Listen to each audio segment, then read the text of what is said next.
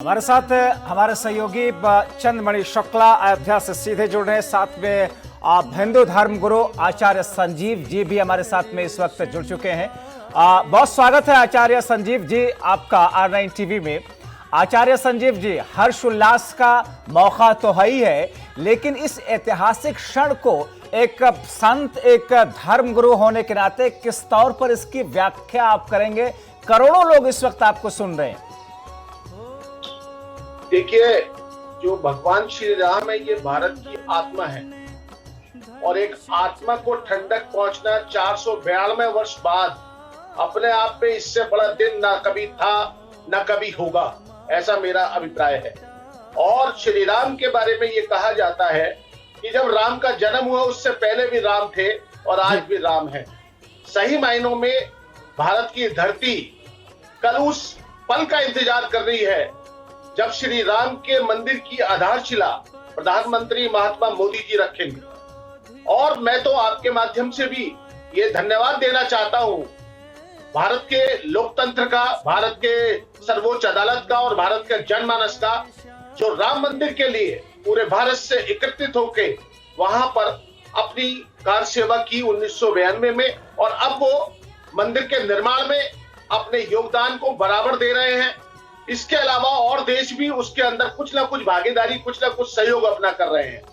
और इस पावन बेला पर मैं भारत की जनता को सबसे पहले मुबारकबाद देता हूं, धन्यवाद देता हूं कि उन्होंने आज इस मुकाम पे हमको ला के दे दिया कि हम आज अपने जन्म के ऊपर सही मायनों में धन्य हो गए हैं कि राम का मंदिर जो भगवान श्री राम की जन्मभूमि पे बन रहा है वो अपने आप में अकल्पनीय है।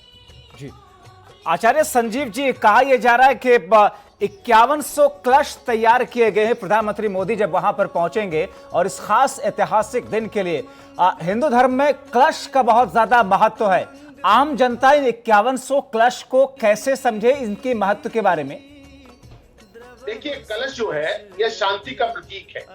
हमारे हिंदू धर्म में 21, 51, 5100, 1.25 लाख ये स्थापना का एक पर्व होता है। कलश की स्थापना का मतलब शांति और सहयोग। इस कलश का मतलब ये होता है, एक कलश के अंदर जल होता है, पवित्र नदियों का जल होता है, उसके अंदर गंगा के साथ और भी बहुत सारी नदियां हो सकती है, उनका जल होता है। जब आदमी इसको उठा के चलता है या महिलाएं इसको उठा के चलती है तो उनके मन के अंदर भी एक तरंग पैदा हो जाती है और मन के अंदर शांति का एक ऐसा भाव पैदा होता है जो भगवान श्री राम का जो मंदिर बन रहा है उसके लिए अपने आप में एक अनूठा सहयोग बनने जा रहा है।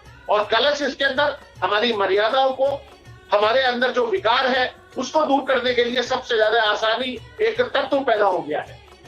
जी आचार्य संजीव जी, त्रेता युग को तो मौजूदा वक्त में कोई नहीं जिन्होंने देखा हो, लेकिन सरयू, जिस सरयू ने हर दौर को, हर क्षण को, हर पल को न सिर्फ देखा बल्कि अनुभव किया है, क्या एक बार फिर से त्रेता युग के तरीके से अयोध्या में वही दृश्य दिख रहा है जो आपके तजर्बे की रोशनी में जो चीजें पढ़ी हैं, देखी हैं, समझी हैं पुराणों के हिसाब से, किस तौर पर उसका वर्णन करेंगे?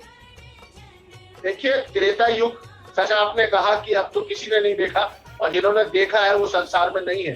लेकिन जो हमने वाल्मीकि रामायण में, गोस्वामी तुलसीदास जी की रामायण में हमने पढ़ा है, और जो सरयू नदी है वो अपने आप में एक बहुत बड़ा तीर्थ है। नदी ही अपने आप में एक बहुत बड़ा तीर्थ है। उस समय शहर कैसा होगा, लोग कितने सच्चे होंगे, ये सब बातें हमें किताबों से मिल जाती हैं। लेकिन आज का जो पर्व है, कलयुग का ये पर्व, उस सतयुग से ज्यादा महत्वपूर्ण है और उस सतयुग से ज्यादा पावरफुल है। आज संसार की आबादी उस जमाने से 500 गुना ज्यादा हो चुकी है। आज का जो भारत का वर्ष है, 140 करोड़ की आबादी के अंदर, संसार में उस समय इतनी आबादी नहीं थी। आज 100 करोड़ लोग भारत के सिर्फ वो राम को मानने वाले हैं, राम की पूजा करने वाले हैं और राम उनकी आत्मा का कारक है। जी आचार्य संजीव जी, बहुत सारी ऐसी चीजें हैं जिसको जानने के लिए दर्शकों में उत्सुकता है, आपसे हम समझेंगे। आगे मैं आपकी तरफ आ रहा हूं, मुझे ब्रेक पे भी जाना, लेकिन उससे पहले चंद्रमणि शुक्ला, चूंकि एक ऐसा ऐतिहासिक पल कल आ रहा है जिसके साक्ष्य, जिसके गवाह बनने के लिए पूरा देश उत्सुक है, मगर चूंकि मौजूदा वक्त में कोरोना काल चल रहा है, इस वजह से लोगों के पहुंचने पर मनाही है, सिर्फ कुछ लोग पहुंच रहे हैं। खास तौर पर जो अयोध्या के लोग हैं आपने अलग अलग जगहों पर जाकर बातचीत की होगी चंद्रमणि शुक्ला, उत्साह किस तौर पर उनके अंदर है? एक कसक तो होगी कि हम उस जगह नहीं पहुंच पा रहे हैं भूमि पूजन के वक्त।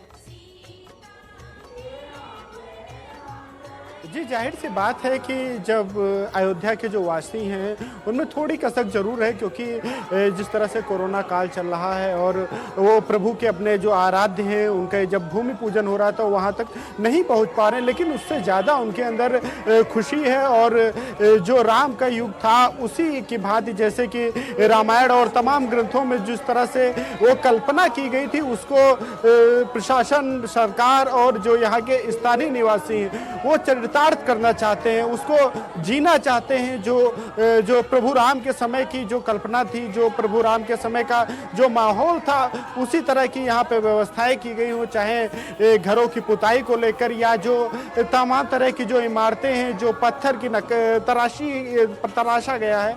तो ये तमाम जो कल्पनाएं जो महाकाव्यों में जो तुलसीदास जी ने या ऋषि वाल्मीकि जी ने कल्पनाएं की, उन्हीं के आधार पर इसकी कल्पना करते हुए और उसी की तरह ये नगरी बसाई जा रही है। और अगर हम बात करें यहाँ के संत महात्माओं की, तो संत महात्माओं का भी कहना है कि जिस तरह से अगर हम बात करें कि अयोध्या में अगर राम मंदिर बन जाता है तो हम इसे एक अवतार की तरह देखेंगे। हम सोचेंगे कि प्रभु राम का कलयुग में अवतार हो गया। बिल्कुल, तो तमाम बिल्कुल चंद्रमणि शुक्ला, और यही वजह है कि इस वक्त एक हर्षोल्लास के साथ साथ में जनता में, लोगों में, राम भक्तों में एक उत्साह है। बहुत शुक्रिया आचार्य संजीव जी, आपका R9 टीवी के लिए आपने वक्त निकाला और अपनी महत्वपूर्ण बातें दर्शकों तक पहुंचाई। चंद्रमणि शुक्ला, आपका भी बहुत शुक्रिया।